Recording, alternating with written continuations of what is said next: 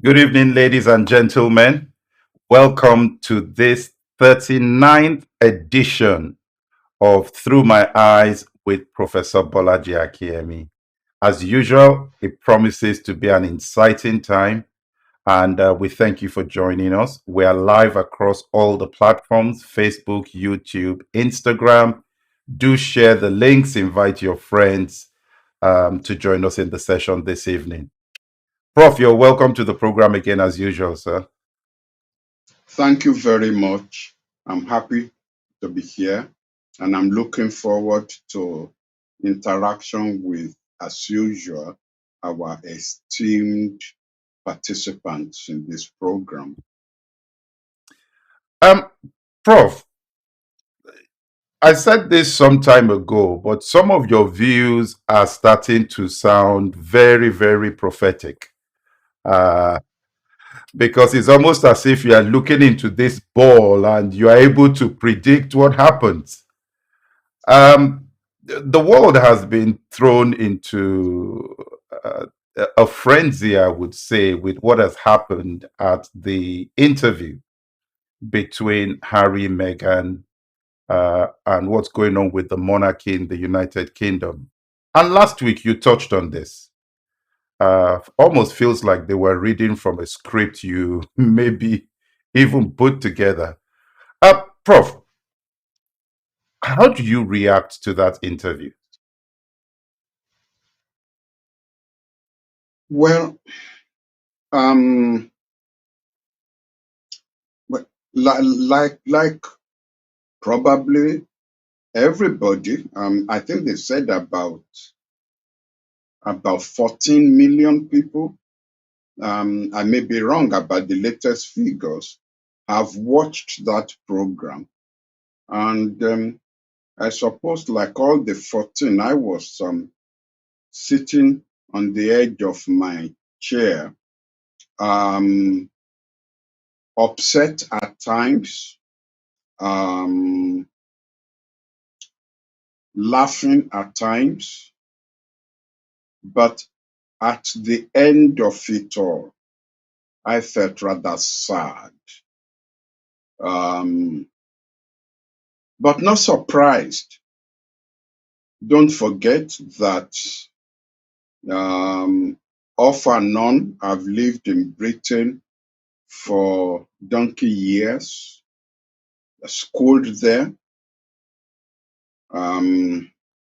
I taught there. And so, really, uh, anybody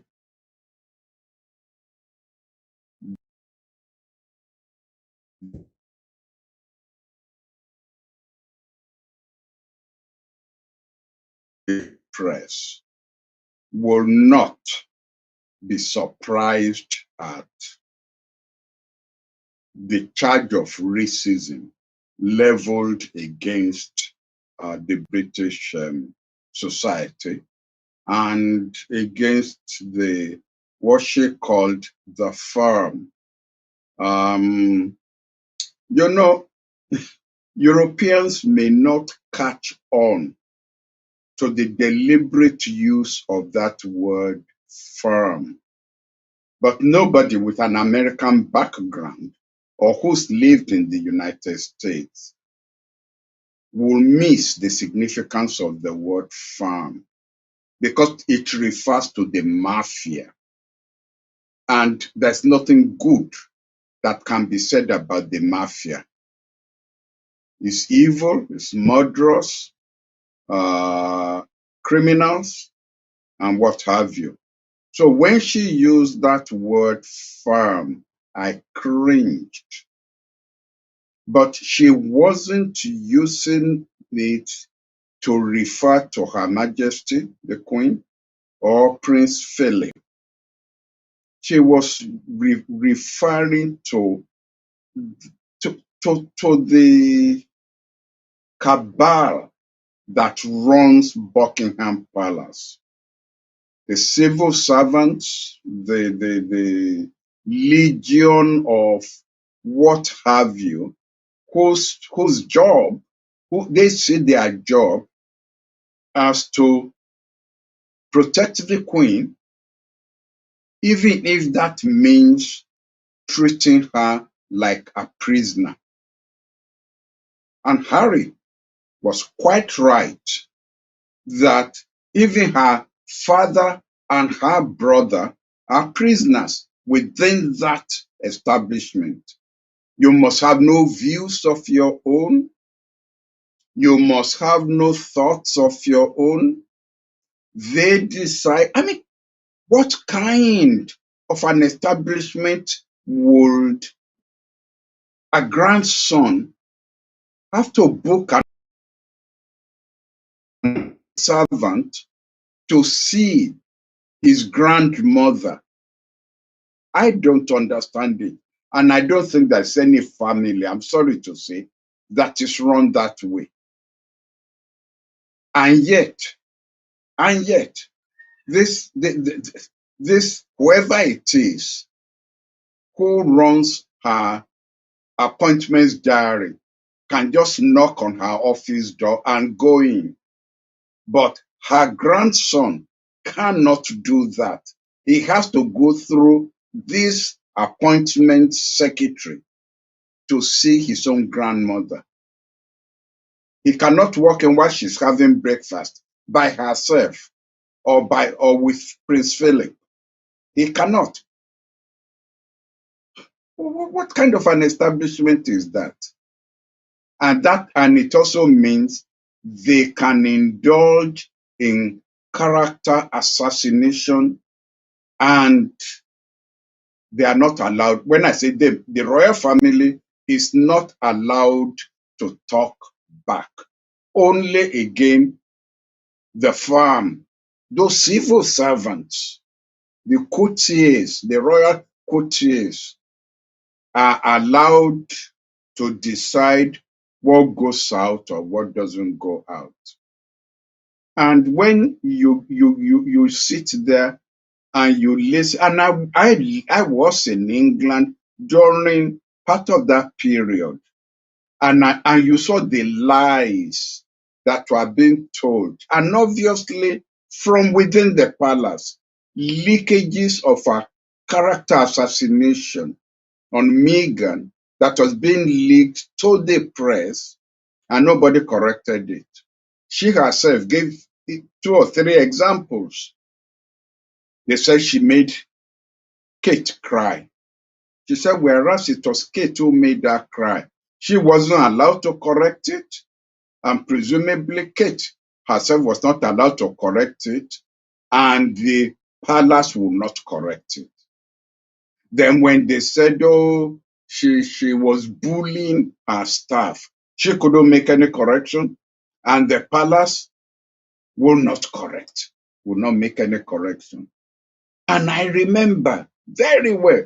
In fact, at that time, I said to my wife, I mean, are these people out of their minds? And I was talking about Harry and Meghan when the news came out that they had rejected the royal title of prince for their son, whereas they didn't. It was the palace that said, we will not give a royal title to your son. And they were not allowed to correct that. What kind? And so when she calls the palace a farm, she knew what she was talking about. And so I shared her pain. And there's no way this is going to be resolved, because you needed to be black, coming from a tradition of racism, whether subtle or not, to get the implied racism when they are talking about the color of your baby. Is it going to be dark enough? Is it going to be light brown? Or is it going to be like us, white? You need to be a black person. A white person may just miss it completely. Completely. The implication of that section of the interview. So in a way, we're just running around a wild goose chase. Is that racist or not? You need to be a black person to know perception. A white person may miss the perception, the subtlety that is involved. Hmm. So I felt bad. I felt bad. Prof, let me take this back to the response from the palace after the interview and the framing of the words of that note. What is your take on that? Well, I'm a scholar. I'm a social scientist. I can deconstruct that statement and write a book out of it. Again, people have been making comments who will not delve into tradition or delve into history. The title of the statement itself says a lot. Statement by the palace on behalf of the Queen. Normally, it will just be statement by the palace. So what's that telling you? Is the Queen distancing herself from the palace? Is she saying the palace got us into this trouble? Now I'm going to put my own imprimatur on whatever comments come out of this. And this represents my views. Oh, yes, she didn't write it exactly, but it was cleared with her. And it's not one of these flunky statements that goes out, And she said, well, all right, it's all right if that's the way you feel. No, that's about the title. The second point, which I will take on, is this thing about they are pained by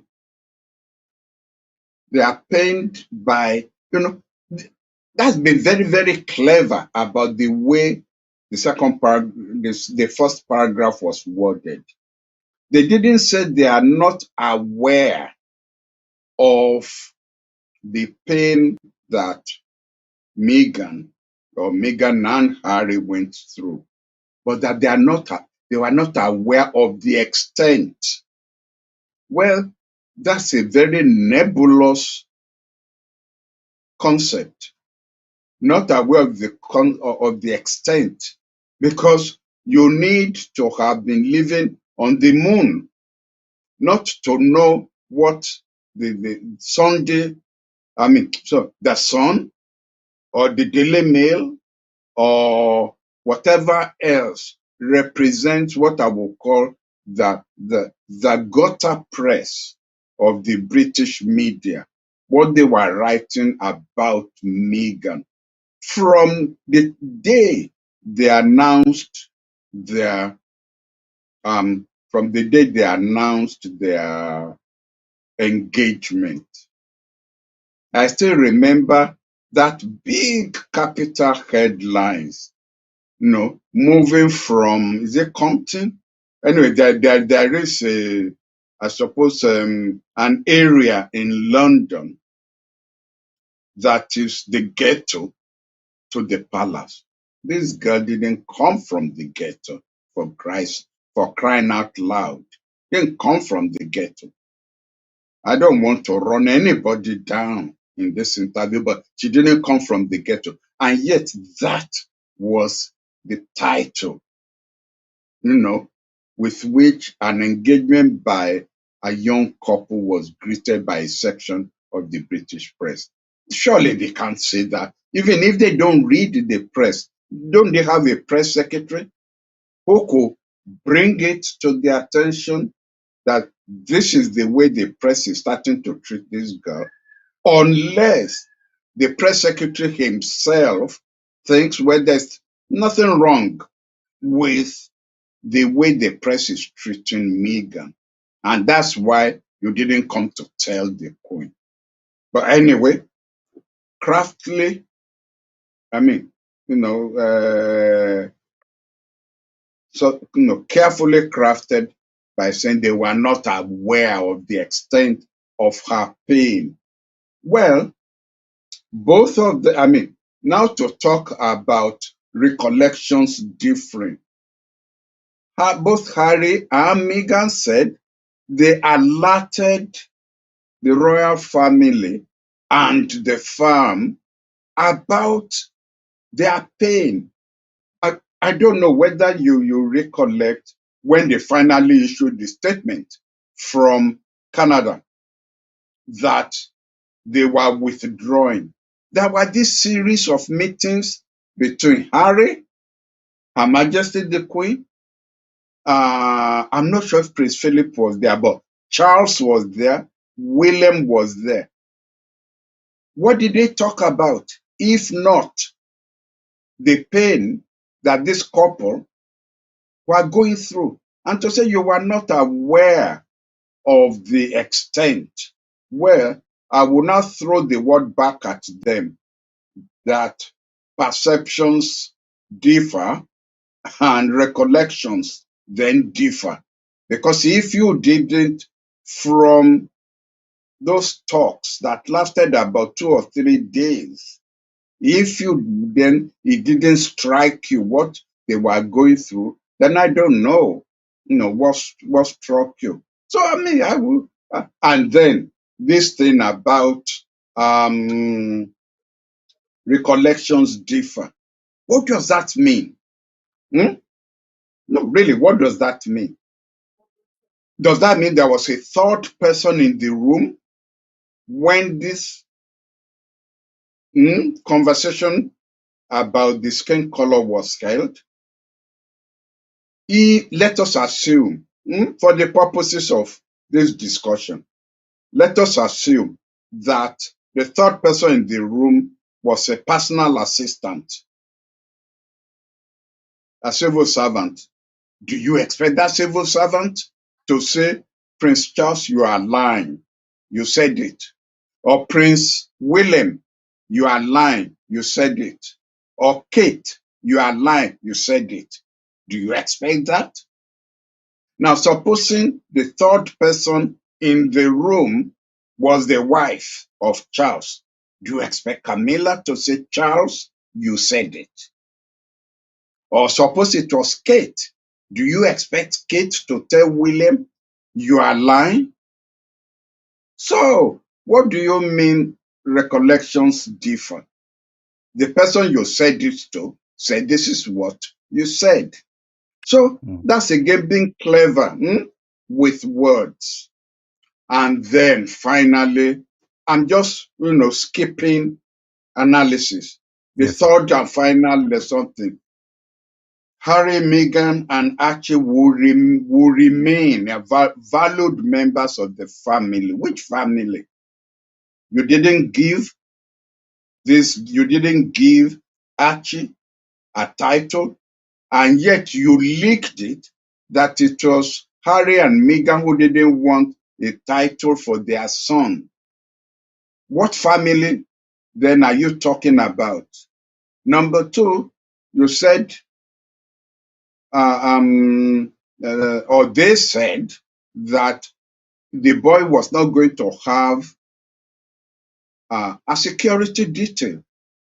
This within the higher echelon of the royal family. He will not have a security detail. And yet, because of his skin color, there will be some lunatics out there who will want to do this boy harm. And you are talking about valued member of the family. Is that the way you define value? So really, I could write a book on that statement as short as it is. Prof, there's one area I want to ask you on here, and this is to do with this perception of, not just perception, it is racism. Let's call it what it is, of the press, particularly in the United Kingdom. Do you see a difference between the media in the United Kingdom and other countries when it comes to racism? Yes, I do. You know, one used to think of the British society as a very polite, classy, and cultured society. Well, I'm afraid that only deals with a section of the British society. The majority of the British society, well, for want of, let me try and be polite. They are laggalouts. They are the people you will meet at football matches who will be chanting racist chants. And I'm sure you know that actually in the past 2 months, that's what the British Football Association has been dealing with. And people have been accusing the British Football Association, especially black players, that if there were more black members on the board of the association, they would have taken this accusation of racism in football more seriously. And it has showed up even in the press, where the what is it now, the association of is it editors or journalists in Britain said there Society of is Editors. no Society of Editors. journal about, simply you see, because this tradition in Britain of stiff upper lip, get on with it, also means come on, don't whine about the insult being hurled at you. Ignore it, be man about it. Well, there are some insults which you cannot be man about. So, and you go to other countries. In other countries, they take their concept of civilization more seriously. I don't think that the French press is as racist as the British press. No.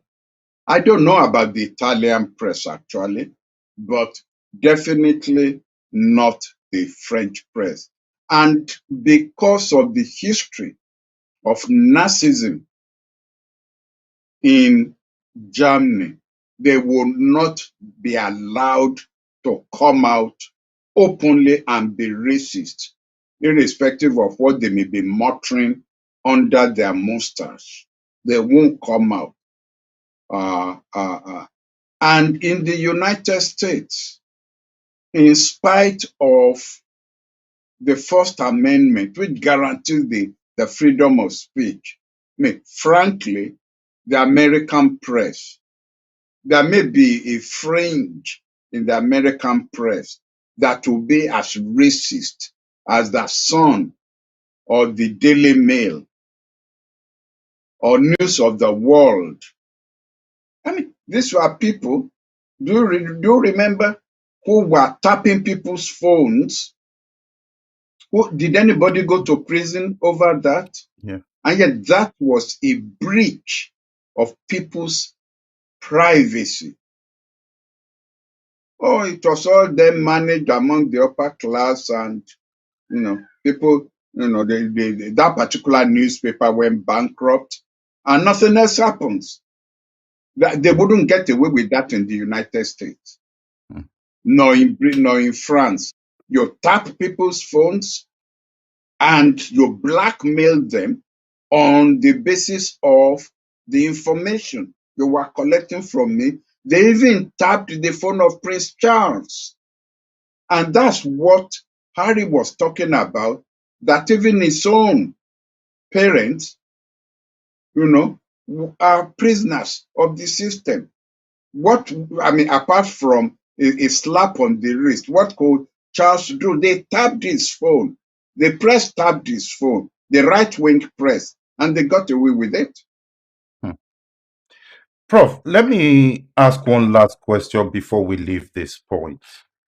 There's been quite a lot of calls here across social media, across some of the mainstream media as well, talking about the Commonwealth. And maybe it is time to do away with the thing we call the Commonwealth. What is your view on that? You know, before I became a minister in 1985, my view was that actually Nigeria was gaining nothing from being a member of the Commonwealth. When I became a minister, I decided not to ruffle feathers, especially since my president uh, and the military establishment was in favor of our remaining in the Commonwealth. After what has just happened, but after Britain went into the European Union, and I saw the way economic relations between Britain and Nigeria on a bilateral basis was not something that was worth it, especially worth the then perception that by being a member of the Commonwealth, we were still tied to the apron strings of Britain. I thought we should leave, that there was nothing we are gaining from it. What are we gaining from it? Um, when I listened to that interview, I decided to wait until the palace came up with its reaction. And I must confess that I came close to issuing a press statement calling on Nigeria, in consultation with other West African countries like Ghana, Sierra Leone, Gambia, to withdraw from the Commonwealth. But I tell you what, um, we don't have enough time to deal with the full ramifications of Commonwealth membership arising out of the Harry, Meghan, Oprah Winfrey interview. I've read what the former Prime Minister of Australia said. I've read what has come out of two or three West Indian countries. I've read what uh, Canada has said. Let me suggest to you, Mr. Moderator, with due respect, maybe the next town hall session, let us devote it to this question of the Commonwealth, African membership in the Commonwealth. That way, at least I just won't be rambling on. We will get a sense of what our scholars and our professional diplomats feel on this issue, if you don't mind. Yes, that's fine. We can do that. We'll focus on the Commonwealth, and we'll push that out. Good idea, very good idea, because quite a lot of people are starting to say it's been fractured, it's no longer relevant. Let's just do away with this. And what are African countries gaining? Who is going to lose? So there are lots of questions. Prof, I agree with you. I agree with you. Our next town hall, last Thursday of the month, I'll put the details up later on in the program. We'll put it up there. Okay.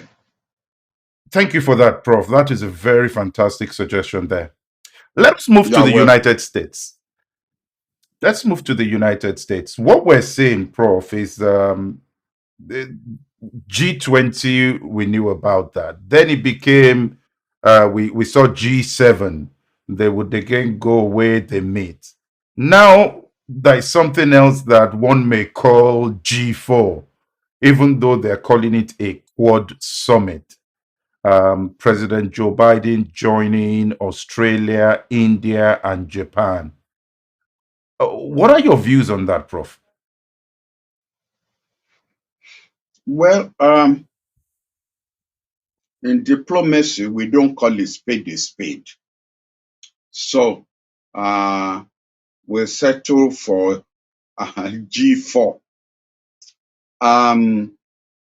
When I listened to the justification being given by spokespeople of the Biden administration, I'm afraid they gave them away. They gave themselves away.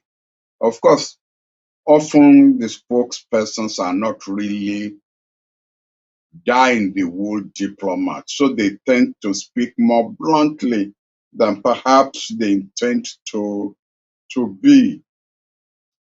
One of them said, "We are going to have this meeting because we're aware that China is not doing things the way we are used to doing things. China is not playing the kind of game we are used to playing."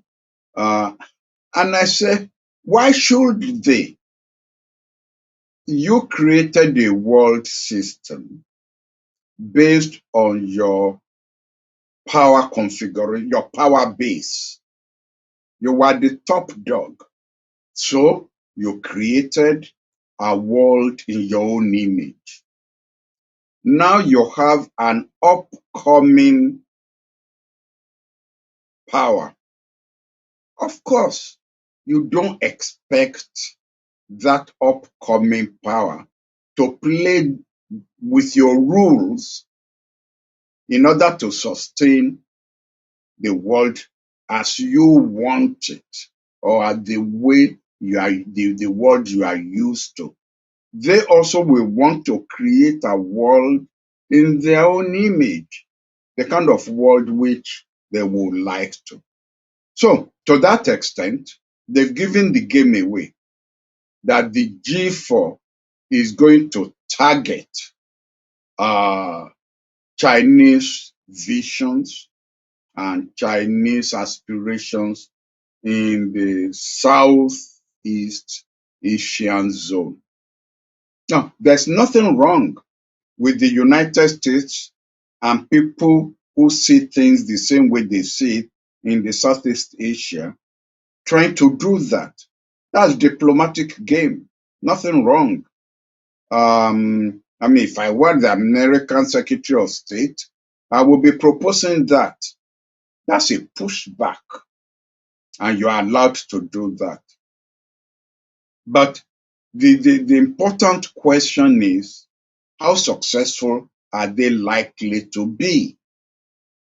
I don't think they're going to stop China from doing what it has been trying to do. However, the signal to China is for the Americans to say, we are not going to be a walkover. We still have some clout, and that is true. We still have some economic clout. We still have some military clout. We have more floating naval vessels than you do. And the Americans probably have, higher quantity of Air Force planes that China does. So we are not going to be a pushover. what is China, how is China likely to react to this? My reading from talking to Chinese diplomats and Chinese policymakers is that China is not in a hurry. As far back as 1978, I was in Peking, head of a delegation of scholars. I got the clear distinction that China was not in a hurry to challenge anybody. They believe that the future of the world belongs to them and that there's no need to hurry, that their culture is not a hurrying culture.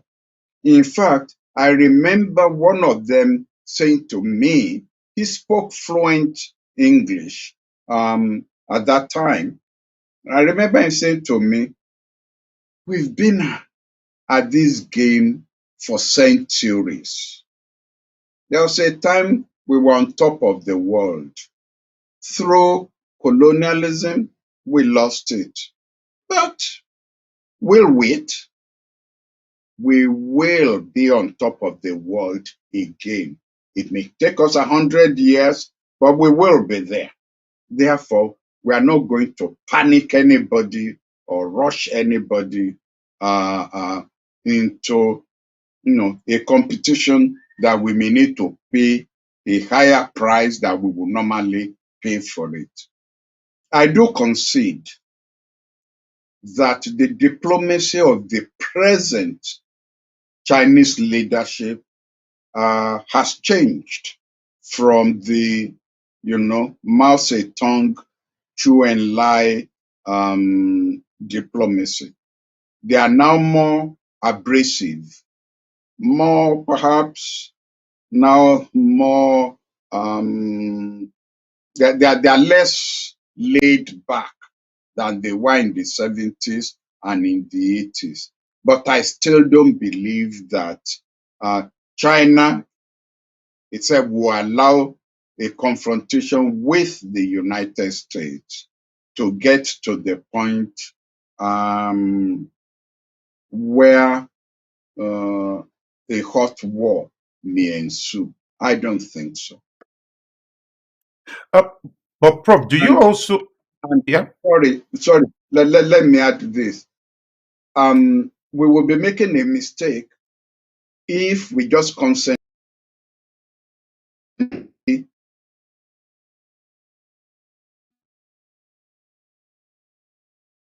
Russia is there, a nuclear North Korea is there on the border with China.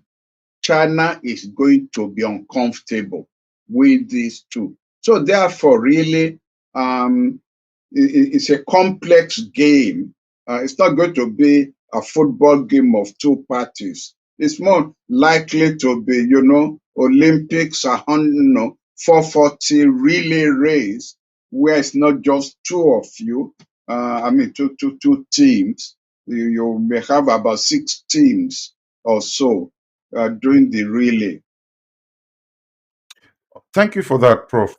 But while still on the United States, um, are you seeing any new initiatives signaling a departure from previous foreign policy initiatives by the Trump administration? Oh, yes, there are several, very many.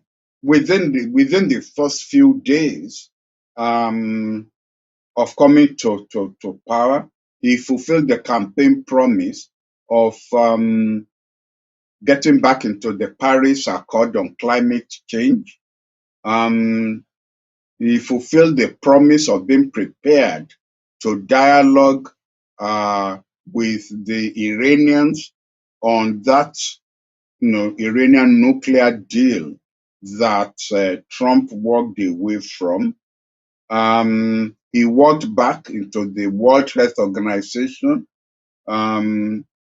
We even saw a reversal, which came to our advantage, of the anti-Okojo-Iweala leadership tussle on the World Trade Organization. Then there was a link that, in fact, not a link, because you've got to put all of these things together.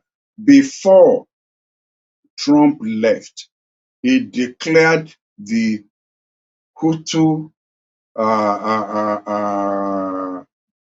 group in Yemen a terrorist organization. They canceled that. They reversed that. And then there was that slight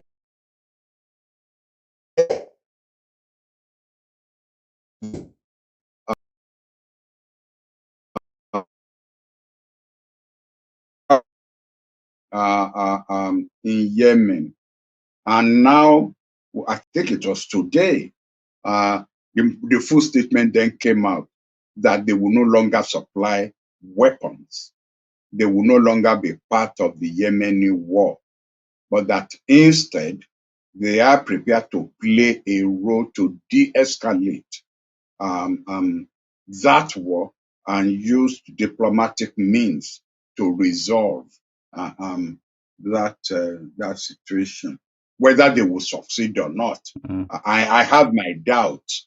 That war had become too complex because of the involvement of Iran and the religious Shia Sunni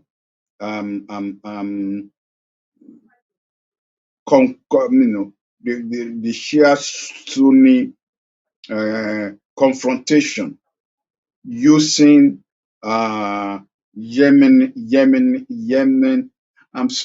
using Yemen as a proxy war between those two branches of the Islamic. All those are there. Now, Shia Sunni conflict has been going on for how many years? Over 2,000 years. They're not going to resolve that in 4 years of the Biden administration. But I suspect that with America drawing back away from full throttle for support of Saudi Arabia, something could be worked out that will temper that situation there. A lot of lives have been lost. Oh, human lives, children.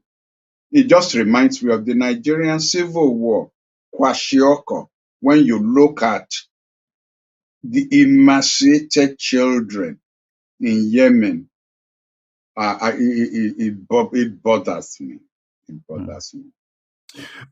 Prof, one other question here, while still on the US and their foreign policy under the Biden administration. One of the things that has happened, I think it was on Wednesday, was South Korea has agreed to pay quite a substantial amount, about 14% increase in what they're paying to support the US troops that are in that country. Is this starting to signal that people are now listening to the United States, while under Trump they refused? Because Trump tried to get this thing to go up. South Korea didn't do it. Now they have.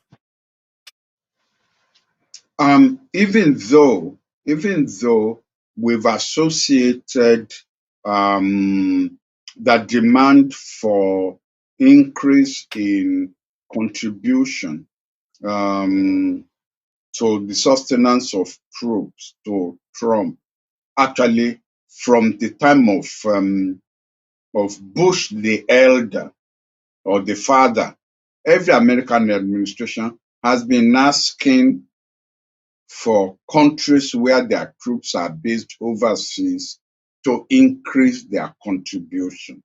But it's just that Trump went about it in his usual crude way and crude manner that made it difficult, even if others were sympathetic towards the demand.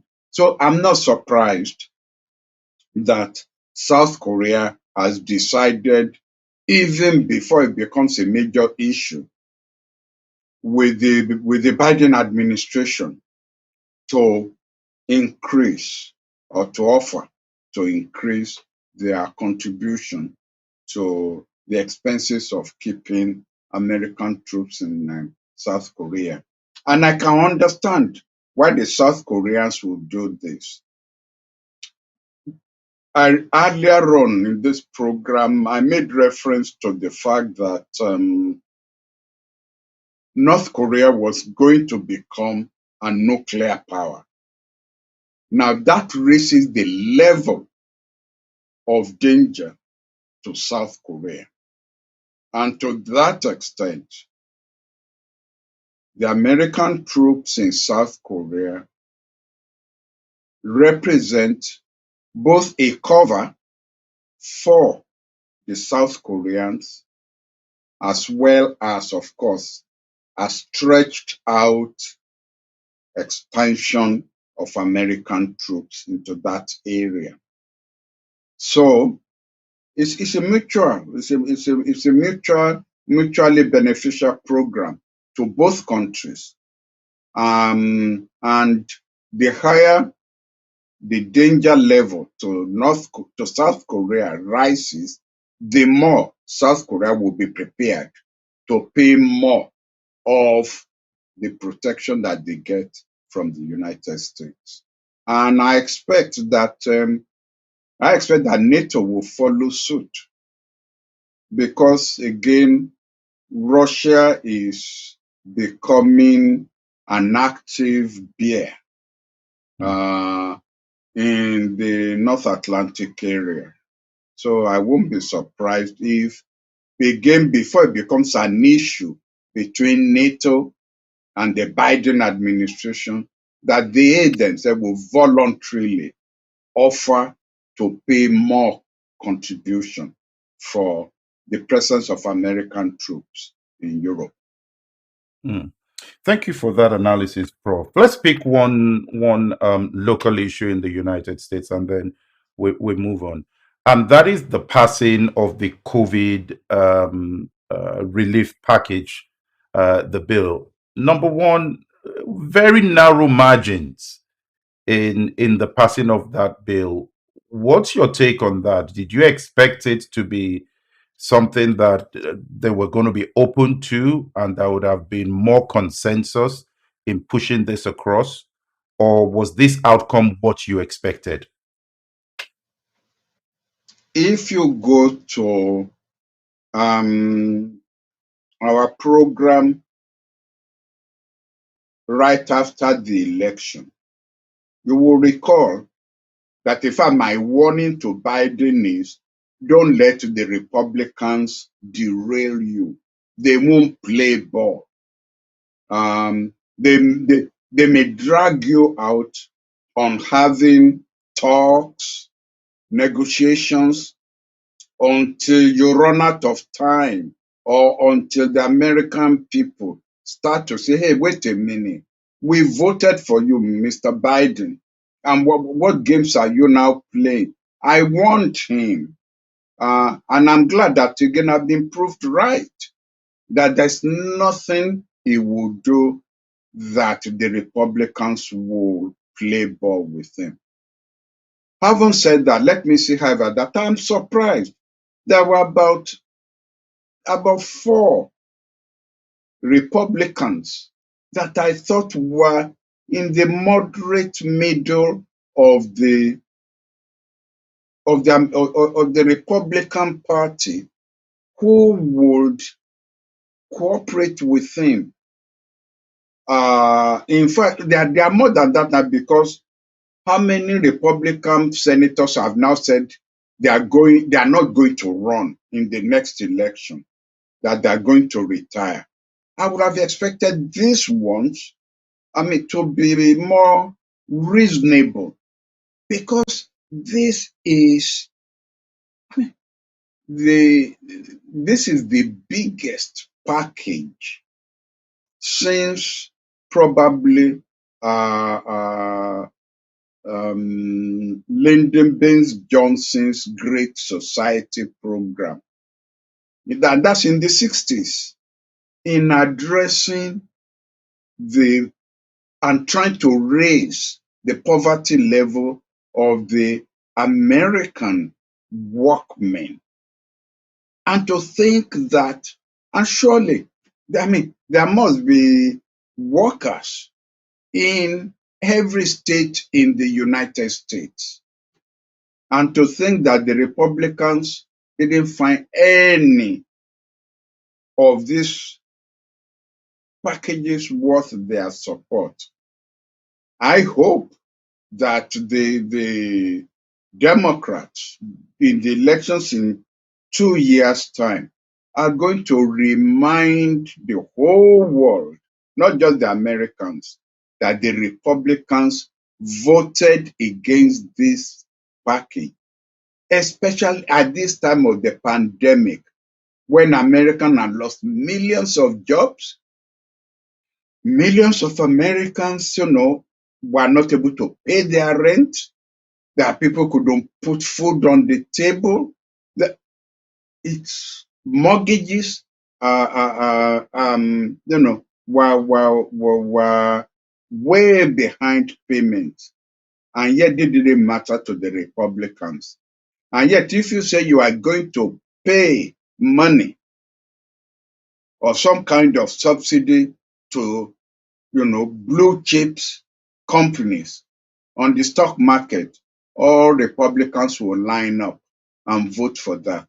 Do you recall when Obama was in power and Mr. Biden was his vice president, the huge package they put together to rescue General Motors from going bankrupt? The Republicans lined up and voted for that, and the Democrats voted for it. But when it comes to American workers, the Republicans turned their backs on them. As I said, I hope in 2 years' time, the Democrats will remind the Americans of that.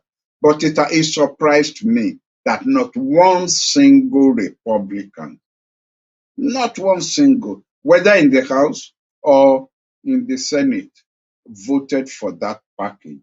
Really surprised me. But Wow. I'm not disappointed. I was expecting it. Wow. All right, we have about 3 minutes to go. Let me put the news to you about Libya's government haven't voted, or parliament, I should say, haven't voted to have an interim unity government to lead them to elections at the end of the year. Is that the right move in Libya at this point in time? Yes, it is light at the end of the tunnel. They still have a long way to go because this is an interim national government, and its main job is even not to govern, but to prepare for elections. And believe me, between the teacup and the lips, many are asleep that you get there. Conducting elections in a developing country is usually the slippery slope, the slippery slope to disaster, because that is even in countries where there are no civil wars, they still find it difficult to accept results of election. Look at what is going on in Myanmar, where the military that was, part and parcel of the ruling establishment refused to accept the result of the election and cancelled it. And there are several we can mention of countries in Africa that have also refused to accept the result of the elections. So while this is a good step, a step in the right direction, I wouldn't hold my breath until those elections are held and all of them sign on to the result.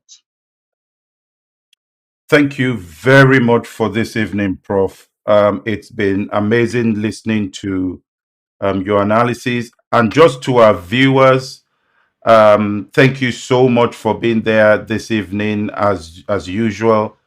Prof mentioned something about having a town hall focused on the Commonwealth and where that structure sits and its relevance for us.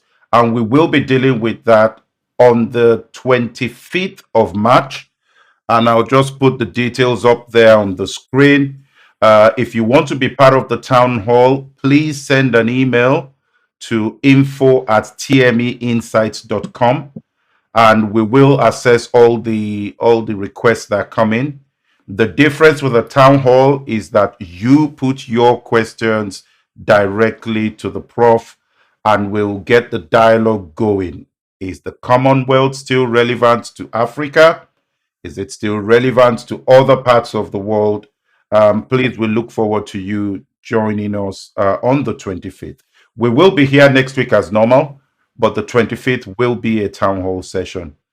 Prof, thank you once again for your You're welcome. insights. You're Any welcome. final words? Oh, just to thank our very patient participants in our program.